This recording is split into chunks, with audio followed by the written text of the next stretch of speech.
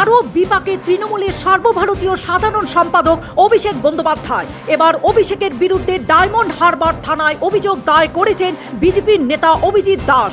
2018 সালে মারধরের ঘটনার জেরে এই এফআইআর করেছেন তিনি। দুর্নীতির অভিযোগে গ্রেফতার বাংলার আরও এক মন্ত্রী। এবার প্রাক্তন কারা মন্ত্রী উজ্জ্বল বিশ্বাসকে গ্রেফতার করল পুলিশ। বেআইনিভাবে সরকারি ত্রাণ সামগ্রী মজুত করার অভিযোগে উজ্জ্বল বিশ্বাসকে গ্রেফতার করেছে পুলিশ। এবার বাংলার বিজেপি সরকারের পথে হাঁটল কেরলের কংগ্রেস সরকার। আগামী 15 জানুয়ারি থেকে কেরলের সমস্ত সরকারি বাসে বিনামূল্যে যাত্রা করতে পারবে মহিলারা। আজ একথা ঘোষণা করলেন কেরলের মুখ্যমন্ত্রী ভিডি সতীশন। প্রধানমন্ত্রী নরেন্দ্র মোদীর মুকুটে আরও একটি নয়া পালক। আজ দেশে দীর্ঘ সময় ধরে একটানা প্রধানমন্ত্রী পদে থাকার নতুন রেকর্ড গড়ল তিনি। প্রধানমন্ত্রীকে প্রশংসায় ভরিয়ে দিয়েছে বিশ্বের বিভিন্ন দেশের রাষ্ট্রপ্রধানরা। রাজস্থানের জয়পুরে মর্মান্তিক দুর্ঘটনা। বেআইনি একটি বাজির কারখানায় ভয়ঙ্কর বিস্ফোরণের জেরে মৃত্যু 7 জন, আহত হয়েছে বেশ কয়েকজন। গোটা ঘটনা চাঞ্চল্য ছড়িয়ে পড়েছে এলাকায়।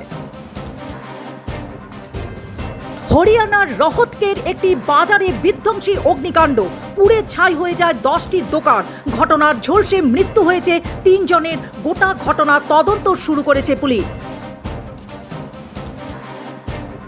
মর্মান্তিক দুর্ঘটনা জম্মু ও কাশ্মীরের উড়ি সেক্টরের সেনা ক্যাম্পে হ্যান্ড গ্রেনেড ফেটে মৃত্যু হয়েছে 2 জওয়ানের। ক্যাম্পের মধ্যে দুর্ঘটনায় বশত ফেটে যায় গ্রেনেডটি। গোটা বিষয়টি খতিয়ে দেখছেন সেনার আধিকারিকরা। মহারাষ্ট্রে মাজলগাঁওয়ে মর্মান্তিক দুর্ঘটনা। 35 জন যাত্রীক নিয়ে নদীর পারাপার করার সময় উল্টে যায় নৌকো। দুর্ঘটনায় মৃত্যু হয় মহিলা, নিখোঁজ কয়েকজন যাত্রী। ফের সংঘাতে 2 পড়শি দেশ। আফগানিস্তানের রাতভর বিমান হামলা চালায় পাকিস্তান। দুর্ঘটনায় নিহত 11 জন, শিশুসহ মোট 13 জন, পাশাপাশি আহত 14 জন। আজ পাকিস্তানে হামলার কথা প্রকাশ্যে আনেন তালিবান সরকারের মুখপাত্র।